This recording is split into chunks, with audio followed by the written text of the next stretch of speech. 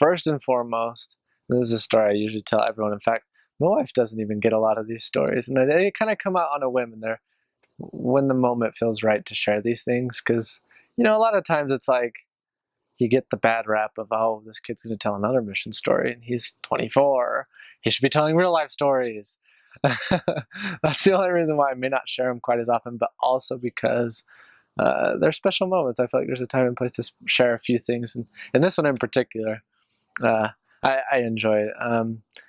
My favorite family, and sorry if anyone listens to this that happens to understand English that might take offense to this, but my favorite family in Argentina was in Trelew, actually, and the only city mission that I had. And I think this was probably one of the most beneficial times of my mission as well, where I learned a heck of a lot about patience.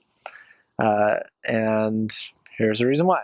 So, reason number one, hardest companion that I ever had was in that mission, but that was okay. And by hard companion, I mean we didn't have a lot of things in common. He was an Argentine, I was an American. He had already had 100 American companions, so he was already sick of Americans, and I didn't understand Spanish as well, and he didn't understand, well, he could speak English más o menos, but he didn't prefer it. He only preferred to speak Spanish. So already there's contention. One, because we had those nationality differences. You were American and I was Argentine, things like that. Also, he's a very stubborn person. And that's okay. There's a lot of us that are stubborn people. But I'm a particular sort of a softer person, and I try to be, more persuasive or something. So when we had ideas about something, they'd conflict a lot of the times. For example, P Day. Let's just not do any studies and just go out, he would say. And I'd say, no, we need to stay. Granted, at that time in the mission, I was very strict with myself and the rules and things like that. And I say that loosely, in the sense of like needing to obey. Or, for example, I'll bring up this quote. When the president of the church said, "Don't let a problem to be solved become more important than a person to be loved." That was my problem at the time when it came to the rules. The rules aren't a bad thing, but I made them more important than loving a person, which was my companion. And that's why I felt like we didn't get along, at least from my front. He probably didn't get along with me from his, for whatever reason. But one thing that I really hated was after a member's lunch that we went to, he would want to go poop after. And I was like, no, we need to go work. And I apologize for saying poop, but it's just how life is. We all do it.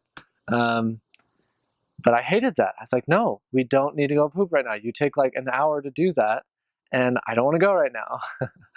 But that happened a lot, and he would, this happened. So, but this one time we had a huge lunch, and I knew it was coming that after my companion would be like, we need to walk all the way back to our apartment so I can go poop.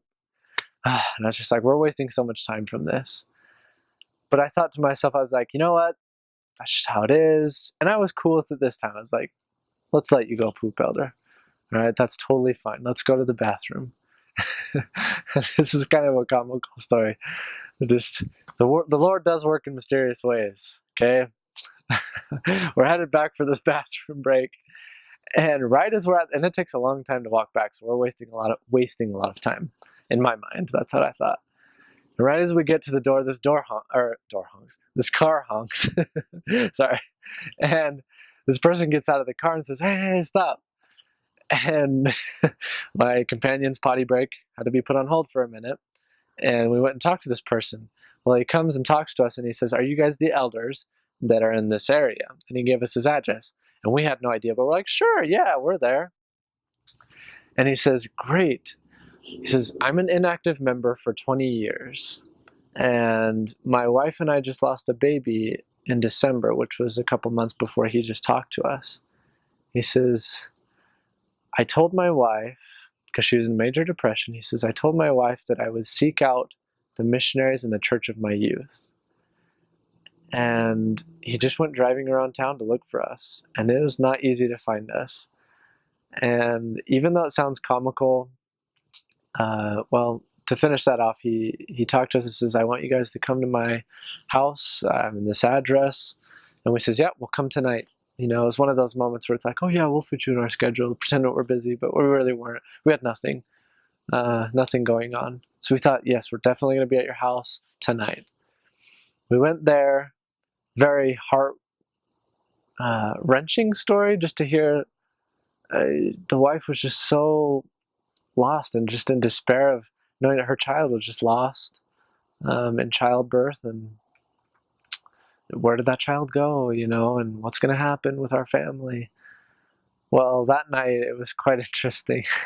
My companion, it was one of the things that was kind of unheard of. He just says, you know, do you know that this lesson is true? We talked about, you know, the Joseph Smith story and the restoration. He says, do you know that this message is true? And she says, yes. By the way, context, the father, who was an inactive member, mother, and they have 2 children. One was, I think, a young teenager, and the other was just a little child of like, I think 2 years at the time. So that was kind of the family context. She says, yes, I do believe this message is true. And that took us back. Like, what? We just came here. Like, how do you already know it's true? Because we got so many rejections. It was just so hard to believe. And we're like, well, would you like to be baptized? She said, yeah, I would. I'm like, oh my gosh, this is amazing. This is so cool. Not only that she was going to be baptized and that she decided to be, she really believed that it was true. And we hadn't even mentioned anything about her child. Nothing about where the child might have been, the plan of salvation. It was just purely the Joseph Smith story and that first lesson. That was amazing to us. And we thought, wow, that's crazy. Long story short there, they all did get baptized. They're still very active, doing well. I'm not quite sure if they've gone to the temple yet because they haven't been able to make it up there. I know the daughter has, and she's done baptisms for the dead, so it just made me so happy. And all of that came because my companion had to go poop. So don't rule that out. It's not a waste of time all the time. The Lord does work in mysterious ways, in ways you'll never even imagine. And so that helped me to realize, you know what? There are moments where I just have to realize to not be so strict with a problem to be solved, which for me was we need to be obedient and not waste our time in going to the bathroom for a whole hour that you really don't have to go to the bathroom or something like that, you know?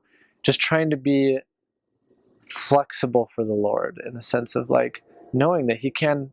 That person never would have found us if we would have just went straight to knocking, you know? Because we were on a completely other side of town.